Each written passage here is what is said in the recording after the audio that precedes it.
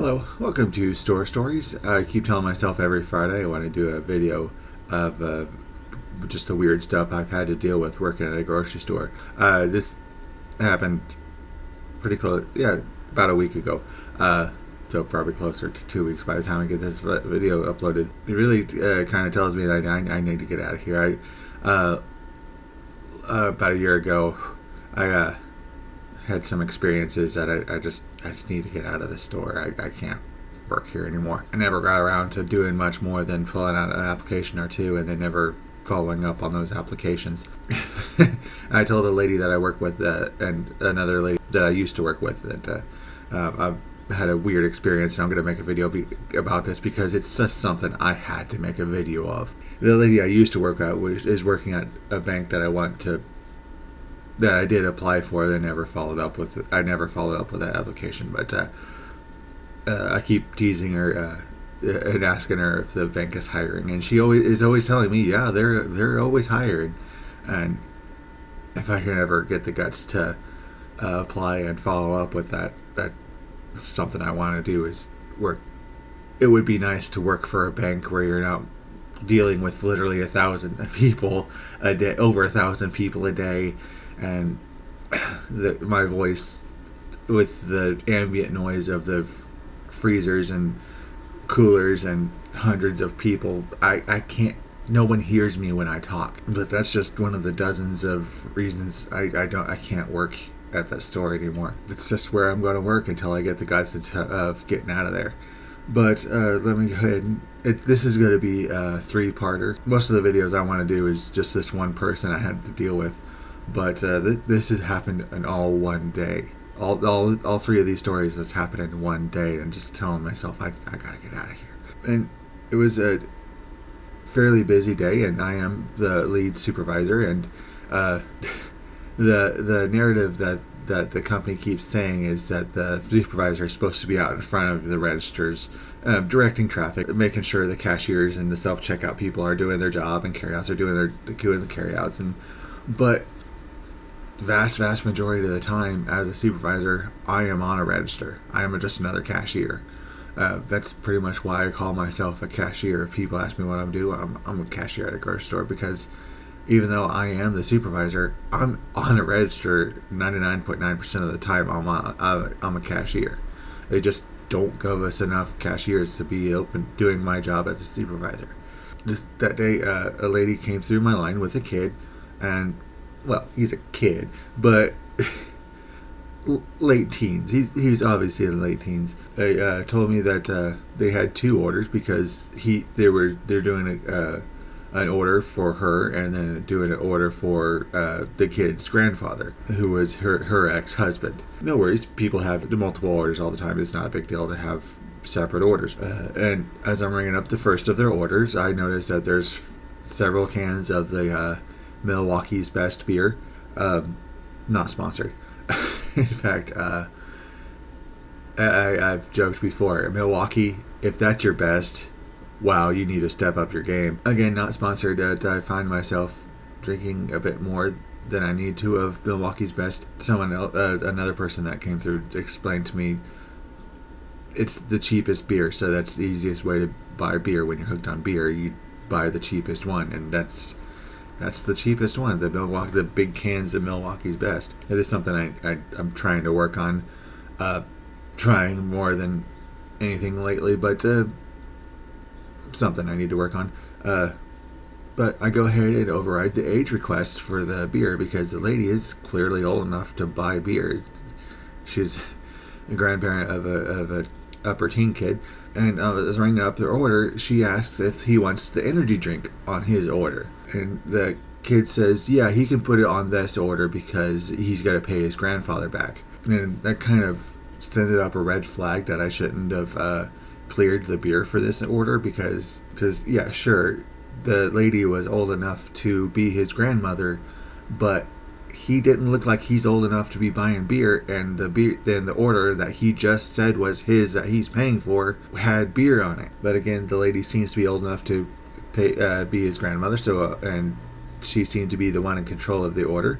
So, and when I finish ringing up the order, I tell her the total of the order. She pulls out a food stamp card and runs the food stamp card.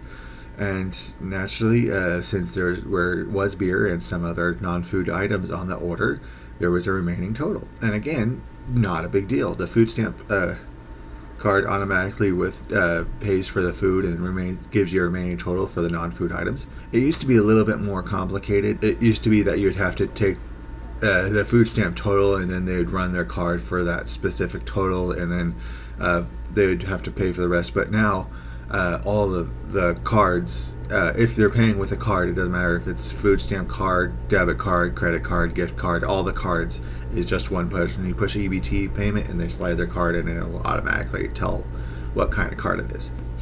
So the food stamp card goes through, and then I tell her the total for the remaining non-food items. Again, it's really not a big deal. It's just that she has to pay the remaining total. And I'm assuming that she's the one paying for the order because she was the one that was in charge of the order for most of the transaction. The thing is, the kid pulls out his wallet and starts handing me a $20 bill. Like, no. I asked the kid if he's 21 because, there's beer on the order and you have to be 21 to buy beer. He just scoffs and says no. Says no, of course not. And ironically, this is literally the day after I finished my annual alcohol training session on the computer, because at work they have they call WBLs, web-based learning, where you go on the computer and fill out like a quiz and information. You have to read information about different policies, and to keep it simple, if you're under 21, you cannot buy alcohol at all. If there's anyone under 21 giving money for the transaction, there can no be alcohol on this transaction. The older lady gets cranky because it's for his grandfather. All right, okay. I tell her that the kid is not 21. He cannot buy alcohol if you are under 21.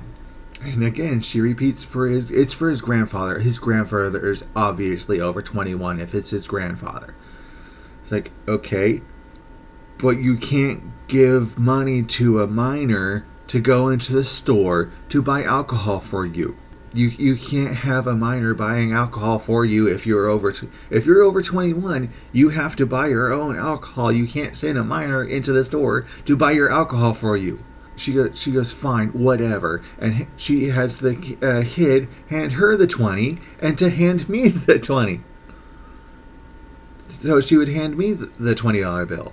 It's like, no, that's not how that works. I tell her that's also illegal. You can't receive money from someone who is under 21 to buy alcohol for the person who is under 21. She again repeats, it's for his grandfather. I don't understand why you can't have him buy alcohol for his grandfather. It's like, because the kid who is trying to buy the alcohol at the time is not 21. You can't send a minor into the store to buy alcohol for you. And if you receive money from a minor to buy alcohol for the minor's purchase, you can't do that. She goes, what? Fine. Well, let's just do this. She takes the $20 bill that was folded up, puts it in her back pocket, and pulls out a $20 bill that was folded in the exact same way. Here you go. Here's the $20 bill. Pay for this order. No. Because I tell her, that was literally the same. You put a $20 bill in your pocket and pulled it back out. I really want to say, how fucking stupid do you think I am? She goes, no, it's not. Watch this. She pulls into her other pocket and pulls out her wallet, a little clamshell wallet that ladies have, and pulls out a 20. There's the 20 that he gave me. Here's a $20 bill. That'll pay for the order. It's like, no.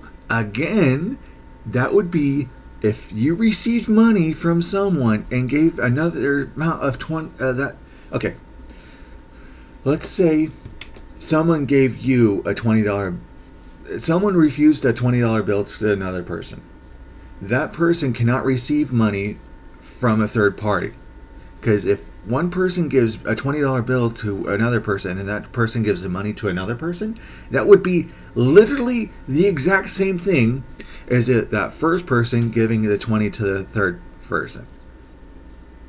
It might be a different individual bill, but that is the exact same thing. If someone gives one person a 20 and another person gives another 20, that would be the exact same thing as the first person give the 20 to the third person. You cannot buy alcohol for a minor. And I'm not selling alcohol to anybody who's selling alcohol buying alcohol for anybody under 21. It's just not a matter of negotiation. She demanded to talk to a manager. So the customer service manager at the time happened to be working on another register. I think we're just understaffed so much that the customer service manager is actually on a register. So I had a carryout stand-in for the carryout that knew how to check, stand-in for the customer service manager to come over to tell the lady I'm not selling alcohol to someone, to a minor. So she repeats the entire conversation to the customer service manager.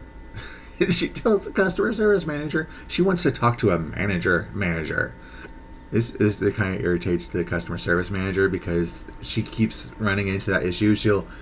Someone will demand to talk to a manager, and customer service manager is a manager, and then someone will say that she's not an actual manager. It's one of her pet peeves, I think, because she'll answer a question they don't like it, and they just want to talk to a manager, and she'll tell them that she is a manager, but there is a store manager, so call the store manager. And guess what?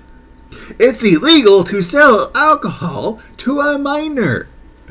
It really is kind of nice when management backs you up, but they're not going to break the law because some Karen is throwing a temper tantrum because we're not selling alcohol to a minor.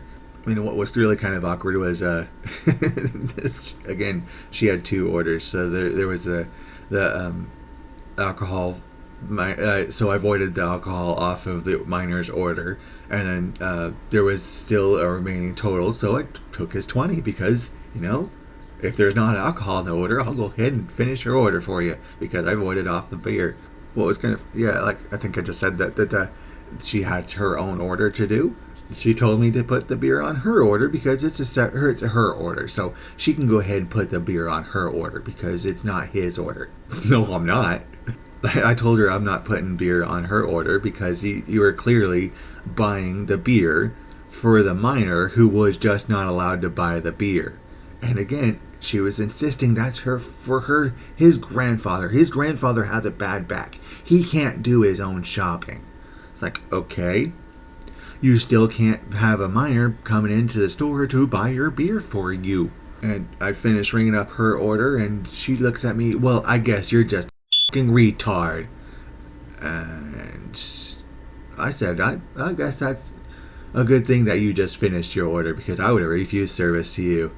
Because if she would have said that 3 or 4 seconds earlier, I would have put void total and just, you go shop somewhere else. If you want to call me that is really, really one of my things. You want to, I just, no, I will not be accepted. I will not accept being called a retard. No, that's it. That is the end of this conversation, and that's done. So she had pretty close to $100 orders that the kid's sacking, and I'm standing right there. I'm not touching your stuff. No, you want to call me a fucking retard because you're too stupid that you can't buy alcohol for a minor. So yeah, fine, whatever. This is the end of this. The kind of funny is there wasn't enough room on the counter of the register for bags and the order to fit on the order, so the kid had put groceries on the floor by the register while he was sacking the other stuff. And as they left several bags sitting on the floor in front of the register, and took them to customer service in case they came back for it. And she came back, you didn't give me my stuff. I looked at her in the face, I didn't touch your stuff.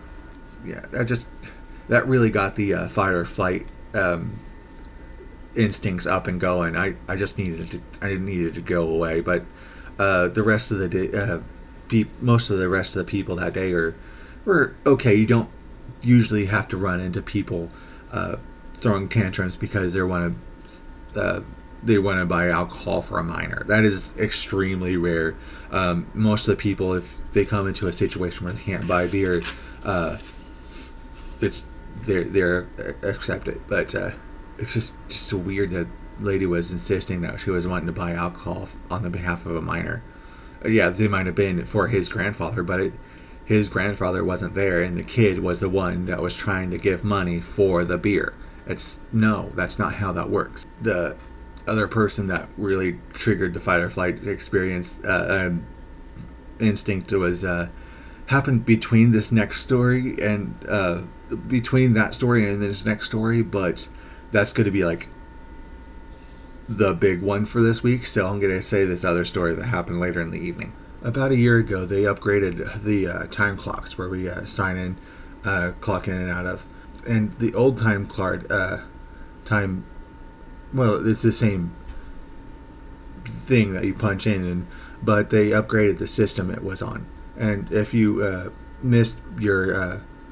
If it didn't work for you, there was a clipboard next to it where you could just write in your time, and the people who were responsible for keeping track of the times for the store, they would see this clipboard and just put in the time manually. But when they upgraded the log features, they got rid of that clipboard, and they came out with an app you can log in and out of on the app.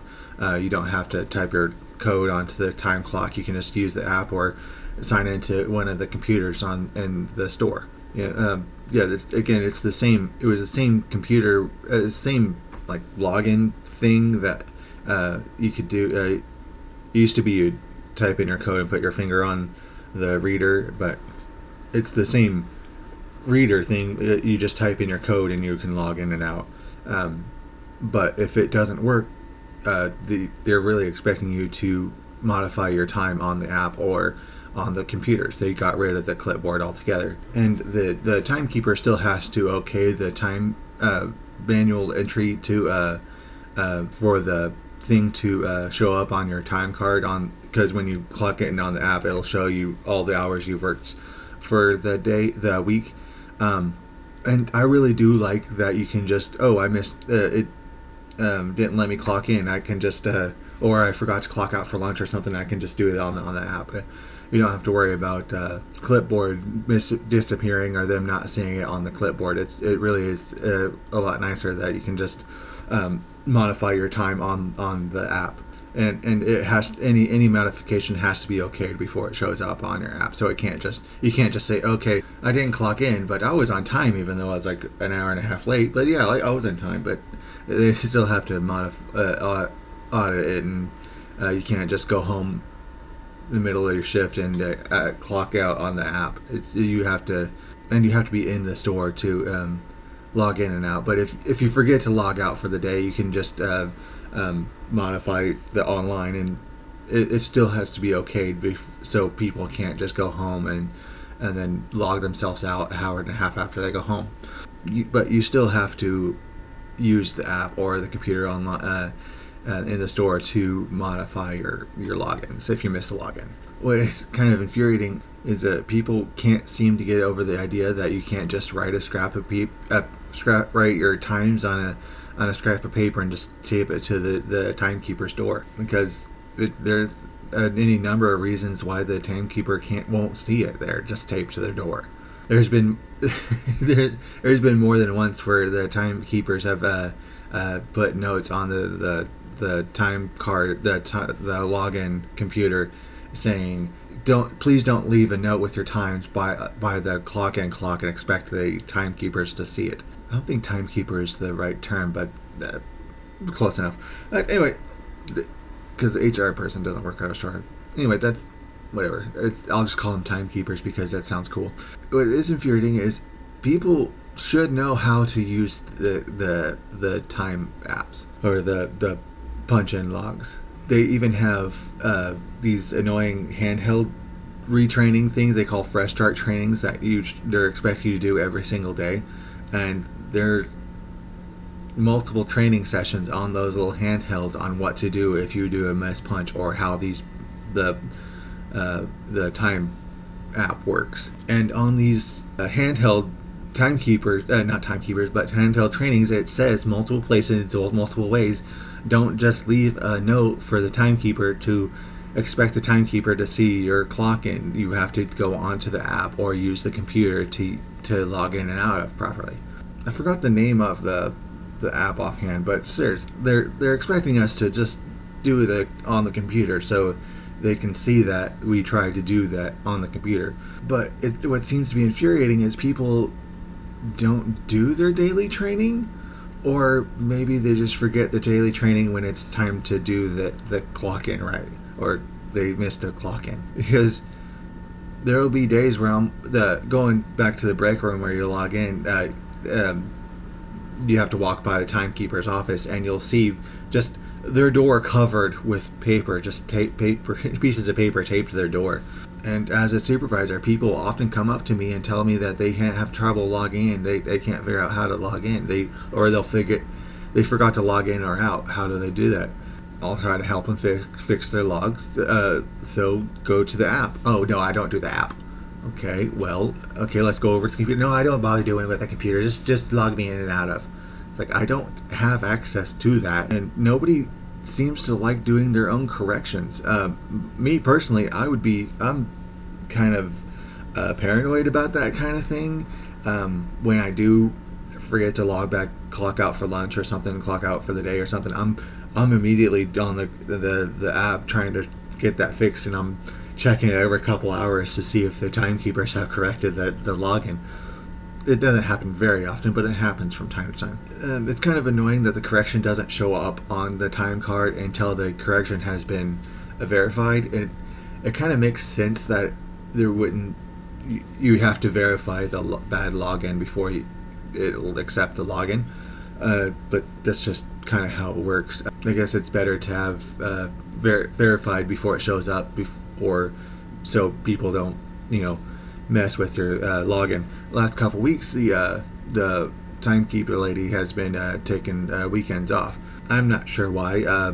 She just hadn't worked the weekends. I'm not sure if she just happened to be off those days or had some personal issues that she needed to be out of work. There is another couple of people who have access to the timekeeper, but I don't know if they just didn't modify it, or because one guy, he modified his availability, and the lady who works in the pharmacy, she's working in the pharmacy's keeping pretty busy, if you know what I mean. But I'm guessing that the people that were working missed the notes that the security guard told me about how he was missing hours over the last couple weeks, and because the security guard kept asking me when they were going to fix his paycheck. I kept telling him I don't have any experience with them missing pay hours. Whenever I fix the app on the thing on the app, it's usually fixed by the next day. So if they didn't fix your time card that week, I don't know how long it takes them to give you your hourly pay for the hours that you missed on that week. Security guard told me that he contacted the office because they didn't give him the hours that he wrote the note for the time card, and he was rather kind of upset. And I would imagine so. I've joked on my blog about burning down the store if they miss my paycheck. But if you're expecting a certain amount for your paycheck and you're expecting that hourly pay, I know that would definitely piss me off if I was working certain hours and not getting paid for those hours. Sorry, I lost track. I don't know if I mentioned that the security guard told me that he couldn't get logged in. The app wasn't working for him, so he just wrote down the time on a piece of paper and taped it to the door. But again, that's really not what you're supposed to be doing. You're supposed to be using the app or the computer to fix your corrections, but no one likes using the app. I don't know why. It's really three or four buttons and you're good to go. They still have to be verified, but you're not hoping that someone sees a piece of paper taped to a door to get you your hours that you're supposed to be working. But the thing that gets me is the security guard started showing me his pay stubs to show that he got screwed over on his paycheck. I did not ask him to show me his pay stub. I didn't ask him for this entire conversation. He just started walking up to me. Here's my pay stub. Look at my pay stub. I'm not getting paid as much as I'm supposed to be getting paid. Really not really supposed to be what you're supposed to be doing to people. You're really not supposed to be showing your pay stub to other people. That's kind of not cool. But the thing that started upsetting me, though, on this situation was his paycheck that he said he got screwed over on was pretty close to 50% more than my paycheck, my current take-home pay. And these were the ones that were saying he was being shorted on. I've been working for this store for close to a little over 20 years now. And then this kid started about a month ago. This kid started a month ago, and he's making almost 50% more than I'm making on a paycheck say he's getting screwed over on.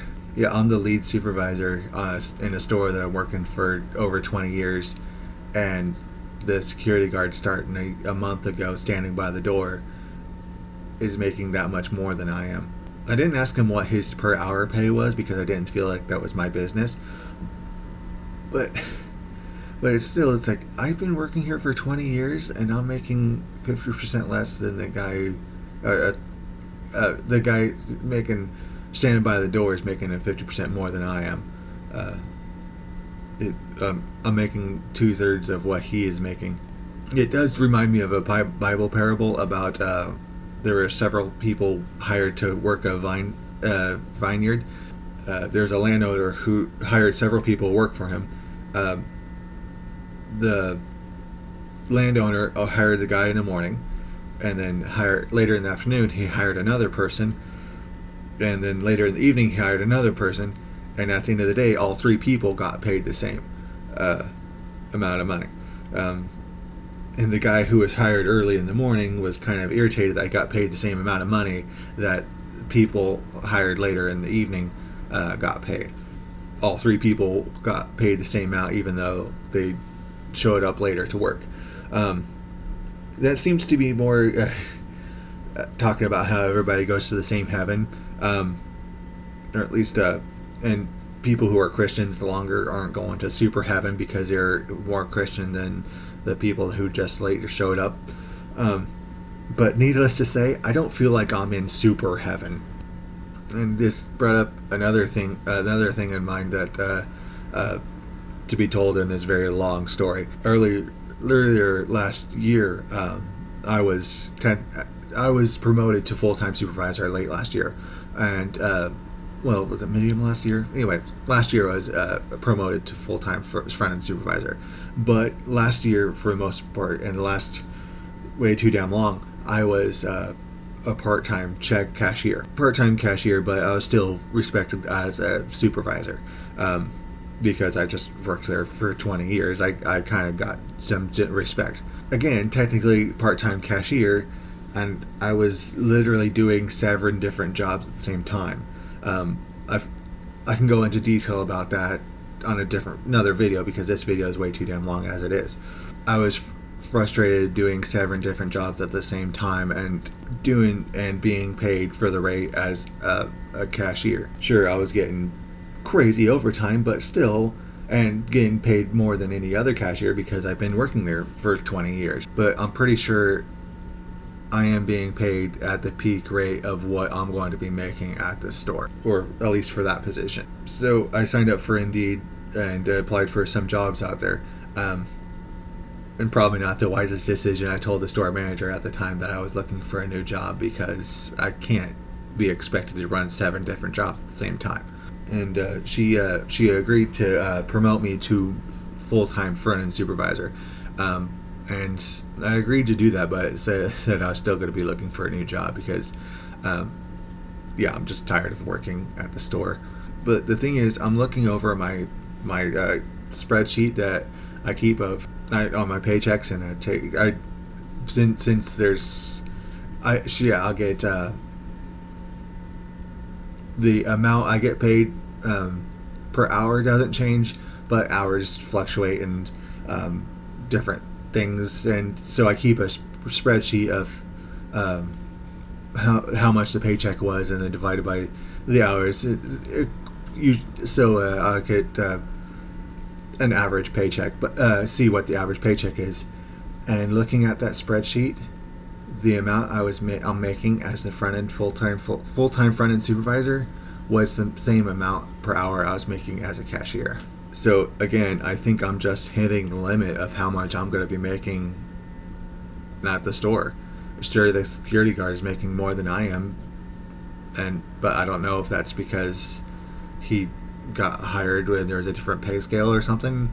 But if I'm not making much more than I am as a full-time front-end supervisor as I was a part-time check cashier, I need to get out of the store. So even if I'm getting promotions, I'm not making any more. That can't work. I can't work at the store if I'm not making more money. And other people are making more money when they're hired after I am. But that's the second store story of this week. I thought about making it into 3 different videos, but again, this happened all in the same day.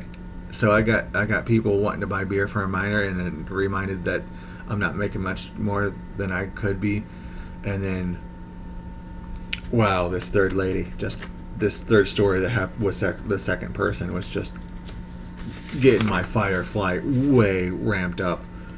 Okay, like I said, this happened in the middle of the day, right after I got back from lunch that day, and this is really the story that made me think I need to get the hell out of here. This is something that started before the pandemic, but the pandemic just really let it go.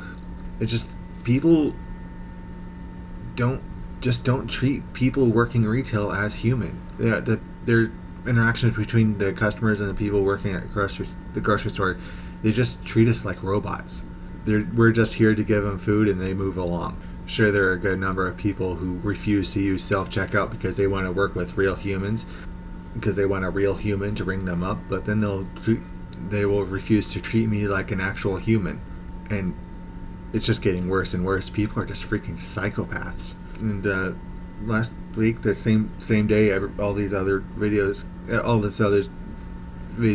rest of this video came through.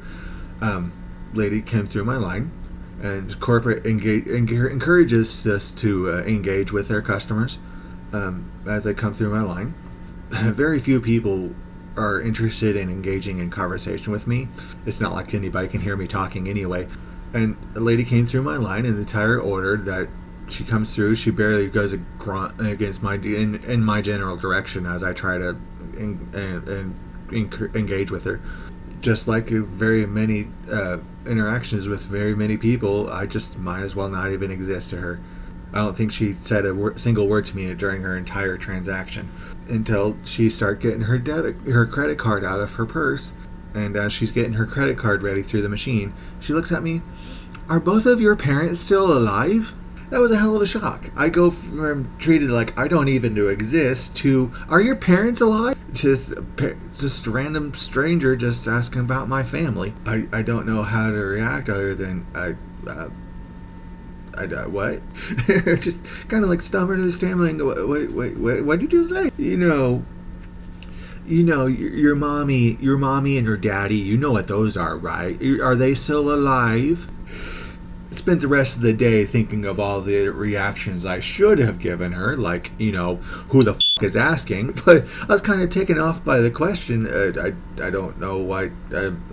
So I tell her that my mom is still alive and unfortunately lost dad to cancer a couple years ago. When she heard the word cancer, she looked kind of disgusted. "Oh, cancer. You know what those mean, right?" I really did not like how she phrased that. And I was really kind of too stunned to react to, "You know what cancer is, right?" So I didn't really give a response to that. So she says, "Cancer is caused by people not caring. If someone has cancer, that means that they weren't cared for in their life." Just kind of floored by that statement. I had no other reaction than, "What? Yeah, people really only die a real death if they're not cared for. So when people die, that means you didn't care about them." It's like, what the f*** is wrong with you, lady? I feel like she just reached out and stabbed me. I can't really do. The only reaction I could react with was excuse me. I'm kind of curious if she had some kind of idiotic mentality of some cultures have thought that there's several layers of death. There's the physical death where your body is done, but there's like a spiritual death when your soul is only really dies when it's forgotten about. This is why the Egyptians and pyramids exist, other than the aliens. And I've heard that from quite a few different cultures will believe that you're not really dead until you're forgotten about. But then there's this asshole that comes up, you're only really dead because your family doesn't care about you, or your family your family members are dead because you didn't care about them. Just really kicking the balls. And then she's walking away. That's why that so-called liberal pandemic got so bad, is because people didn't care, so people died from it. So yeah, I'm spending the entire second half of this day thinking about this coming through my line saying, oh yeah, your family is dead, your dad died because you didn't care about him. It's like, that's not what causes cancer. Cancer isn't caused by not caring. There's environmental and physical and genetic stuff, but it's not giving a damn. It kind of makes me wonder how many cancers and diseases she has because she goes around telling people that they didn't get cared about. But yeah, I gotta get out of here. Ironically, I'm getting ready, finishing this video in time to go to work. I'll edit it this evening and probably post it this evening. But just Jesus Christ, I had to get this video made. Someone coming up to you telling your family is dead because you didn't care about them.